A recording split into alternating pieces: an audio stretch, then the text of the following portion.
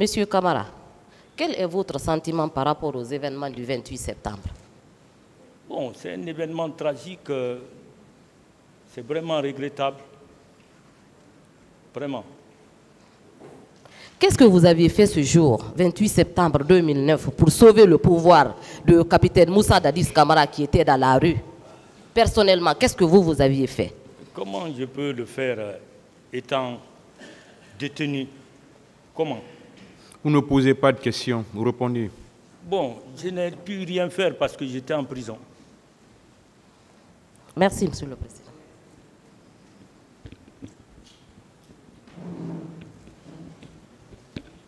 Monsieur Camara, vous dites que vous étiez illégalement détenu au PM3, c'est ça?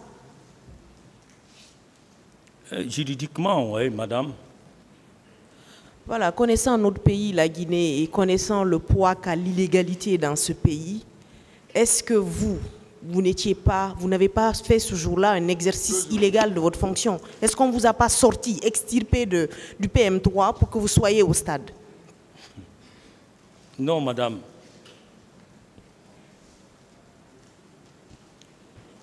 Ok. Le colonel Moussa Tchegboro Camara avait un contingent composé de combien d'hommes? J'ai répondu à cette question, j'ai dit que je ne peux déchiffrer ça. Vous n'avez pas de réponse à la question? Je ne peux dire quoi que ce soit sur le nombre de personnes qu'il avait sous son commandement. Donc, vous maintenez que vous étiez illégalement détenu? J'étais en prison, j'étais au violon, si vous voulez que... Oui, mais c'était une détention extrajudiciaire. Vous êtes officier de police judiciaire, monsieur. J'étais au violon, madame. Pensez-vous que les hommes du colonel Moussa Tchegboro Camara ont été capables d'aller au stade et de commettre toutes les atrocités qui ont été commises au stade, vu que vous-même vous étiez illégalement arrêté? Donc l'illégalité étant une pratique de votre supérieur hiérarchique, est-il possible que vos hommes, ou en tout cas les hommes qui composaient l'unité du colonel, aient pu commettre des atrocités? Madame, je n'ai pas compris votre question. Monsieur, ma question, elle est simple. Ok, donc... vous avez été séquestré, à mon avis. Moi, je suis avocat militant des droits de l'homme. Pour moi, votre arrestation, elle est arbitraire. Vous étiez séquestré. C'est une arrestation extrajudiciaire. Pendant des mois, par quelqu'un qui est censé être votre supérieur hiérarchique et aussi, qui est aussi OPJ de formation. Compte tenu de cette illégalité-là, qui est un exercice qui est devenu pratique et courant, est-ce que les hommes de l'unité du colonel Moussa Tchegboro Camara ont pu aller au stade? Vous, d'après ce que vous-même vous avez subi? S'ils ont été au stade? Oui, et commettre des atrocités? Madame, je ne peux l'affirmer ici. D'accord, merci bien. Je vous remercie, Monsieur le Président, honorable assesseur, mon capitaine Camara. Je suis colonel. Ah, mon colonel. Excusez-moi. Mon colonel Ibrahim Camara. Présent.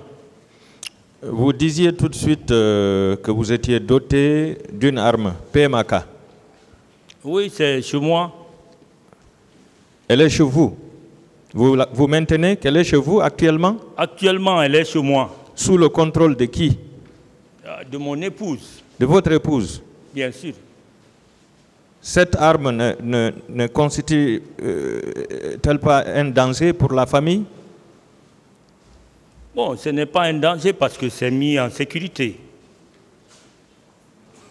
D'accord. Vous avez dit que vous avez fait 3 mois au violon. 3 jours. 3 jours? 3 mois, 3 jours. 3 mois, 3 jours au violon. Oui, maître. Et vous avez rappelé que toutes les personnes interpellées par votre service ne faisait pas plus de 48 heures. Bien sûr. Pourquoi vous avez accepté de faire 3 mois, 3 jours? Bon, c'est le vouloir du commandement. Vous reconnaissez que cette détention était arbitraire? Bon, puisque j'avais commis quelque chose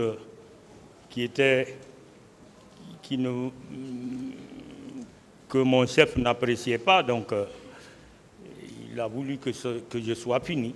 Est-ce que cette détention était arbitraire, à votre avis? Bon, je ne pense pas si c'était arbitraire. Ah.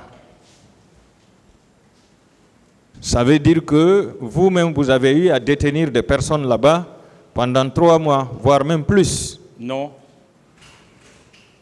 Je parle de ma personne. Mais en ce qui concerne les autres détenus, je ne peux apprécier. Quel est le crime que vous aviez commis pour mériter une détention de 3 mois, 3 jours?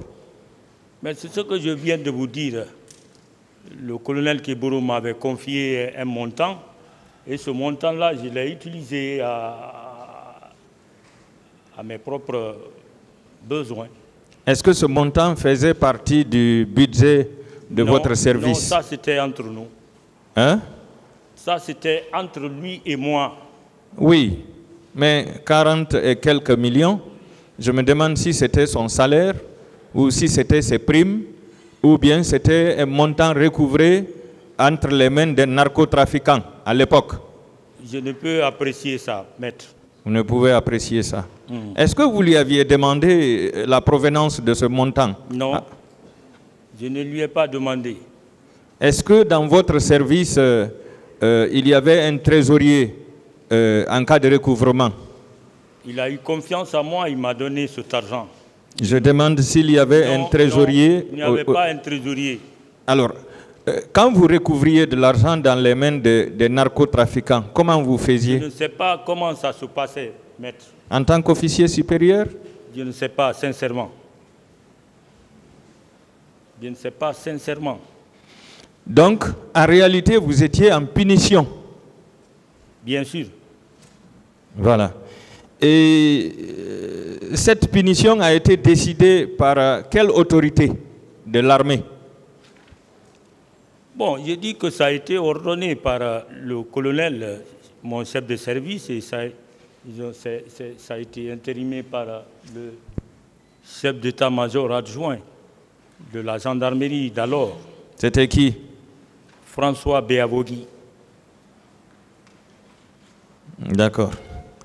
Donc, c'était un abus de pouvoir. Hein? Est-ce qu'une punition pouvait s'étendre jusqu'à 3 mois? Une simple punition, bon, ça ne peut atteindre à peu près 8 jours. Hein. 8 jours. Oui. S'il vous plaît, revenez sur les faits maintenant, maître. D'accord, Monsieur le Président.